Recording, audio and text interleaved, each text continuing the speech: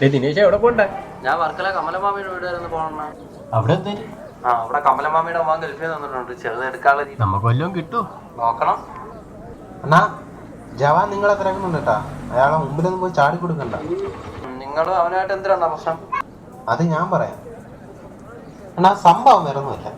ആ ജവാനെ പുള്ളിയുടെ ദേഹത്തെ ചൊറിച്ചിൽ മാറാനായിട്ട് ഇയാളെ ഒരു 5000 രൂപ കൊടുത്തു. ആ സ്വാമിനാഥൻ വൈദ്യൻ ഇന്ന് ഒരൊറ്റ മുറി മേടിച്ചിട്ടാൻ പറഞ്ഞു. എന്നിട്ട് എന്താവാൻ? എന്നാ ഇങ്ങനെ ആ പൈസ അങ്ങ് മുക്കിയിട്ട് ആടലോടൊപ്പം കാട്ടിയടിയും ചൊറിയണൊക്കെ വാരി ഒരുമിച്ചിട്ട് അരച്ച് ആ പാവപ്പെട്ടന് കൊണ്ടുപോകും. ഇങ്ങേർക്ക് കൈ ചൊറിഞ്ഞൊന്നുമില്ല എന്തോ. അങ്ങനെ അങ്ങേര് മരുന്നെല്ലാം വാരി തേച്ച് ചൊറിഞ്ഞ് ഊപ്പാടം ചിമ്പത്തും വന്നു. എങ്ങനെ അറിഞ്ഞെന്നാ? ഈ ചൊറിച്ചില് കൂടിയ കാരണം അങ്ങേര് വൈദ്യൻ്റെ നേരിട്ട് പോയി. അവസാനം വൈദ്യം പറഞ്ഞ് വൈദ്യനാരും പോയി കണ്ടിട്ടുമില്ല, മരുന്ന് മേടിച്ചിട്ടുമില്ല. അങ്ങനെ ഇങ്ങനെ തപ്പി ഇറങ്ങിയിട്ടുണ്ട്. ചെന്ന് കൈവാക്കിനൊന്നും ചാടി കൊടുക്കരുത്. ചില്ലറ കഴപ്പൊന്നും അല്ലല്ലേ. ഇന്നലെ തിന്ന ബീഫ് ഫ്രൈ മരുന്ന് എങ്ങനെ ഉണ്ടായിരുന്നു? സൂപ്പർ ആയിരുന്നു. അത് ഇതിന്ന് കിട്ടിയ അപ്പൊ നീയും പെട്ട്.